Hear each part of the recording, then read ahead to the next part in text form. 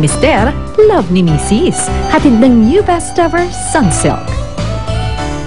Love ni Mister, love ni Mrs. Lang sa TV wala. Happy morning mga kapuso! It's Vanity Day! Ang mga makakasama natin today ay mga celebrities na self-confessed sa iba't ibang klaseng vanity! Well, tama po yan. Mga pretty girls na talaga namang almost perfect na sa ganda. Wow! At isang entrepreneur na ginawang business ang vanity. Aba, nako, very interesting talaga ang topic natin today, tatay. Dahil, nako, alam mo ba ha? Siyempre, tayo naman ay may mga kanya-kanya mga vanity sa katawan. Yes. Pero bago natin simulan ang usapang yan, nako, tama lang na i-treat natin ang ating mga sarili, especially on our special day. Kaya naman, sinurpresa ng ating kapusong celebrity ang birthday niya. Sinurpresa natin siya. Eto na. Eto na si Kumaring Lusa. Birthday mo, sagot ko. Ubay! Yes, Lu! Ayun, nakarinig na ka ng manok. Naku, alas 4 na ba naman yung araw?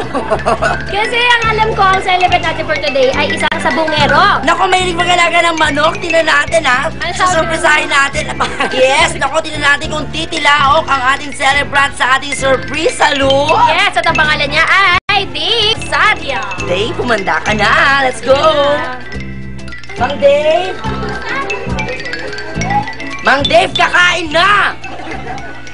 Mang Dave, ayan na! Happy birthday! Ayan, ito, make a wish and blow the candle.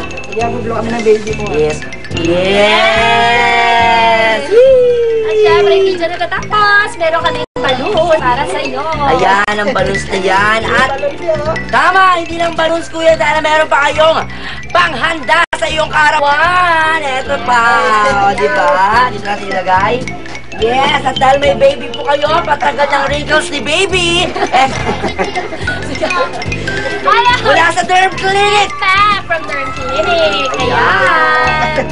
Sosyal. Ano masasabi po ninyo? Thank you po sa love ni Mr. Love ni Mrs. po. Alam mo. Ayan, na-surprise po ba kayo? Sana one of these days, makapagsabong tayong dalawa. Ayan. Of course, ang birthday mga sagot ko ay atin sa atin na Love you, Mr. Love ni Mrs. Ang kanilang vanity sa katawan, pagpapaganda nga lang ba o may malalim pang pinanggagalingan? Well, aalamin po natin yan sa pagbabalik ng Love ni Mister. Love ni Mrs. Mrs. Tutok lang sa TV. May lalaking kasama